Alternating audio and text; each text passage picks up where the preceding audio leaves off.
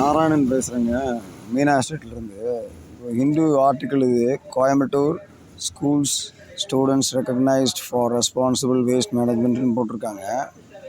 இல்லை, நான் as a child rights person நான் கேட்குறேன், இந்த சின்ன குழந்தைய மாதிரி உள்ள குழந்தைங்களையும், யூனிஃபார்ம் போட்டிருக்கிற குழந்தைங்களையும் குப்பை எடுக்க வச்சுட்டு அதுக்கு ஒரு ரெஸ்பான்சிபிள் மேனேஜ்மெண்ட்டுன்னு சொல்கிறாங்களே, அப்போ சம்பளத்தை வாங்கிட்டு நம்ம கார்பரேஷன் அத்தனை குப்பையும் அப்படியே வச்சுருக்குது. அவங்களுக்கு என்ன இர்ரெஸ்பான்சிபிலிட்டி வேஸ்ட் மேனேஜ்மெண்ட் அப்படின்னு கொடுக்க போகிறாங்களா என்னன்னு தெரியல எனக்கு. அதாவது பார்த்திங்கன்னா, சம்பளம் கொடுத்து வேலை எடுக்கிற ஒரு set of people are going and fighting there.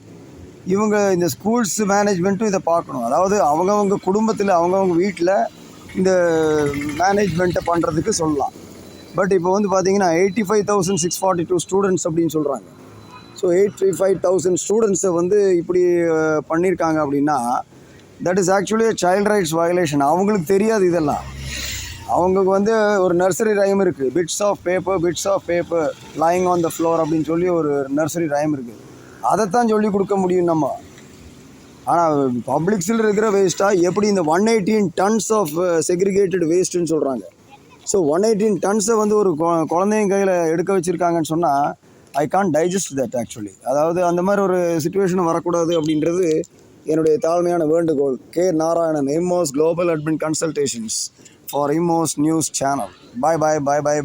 K Narayanan, Aadhaar number 622068704831. By.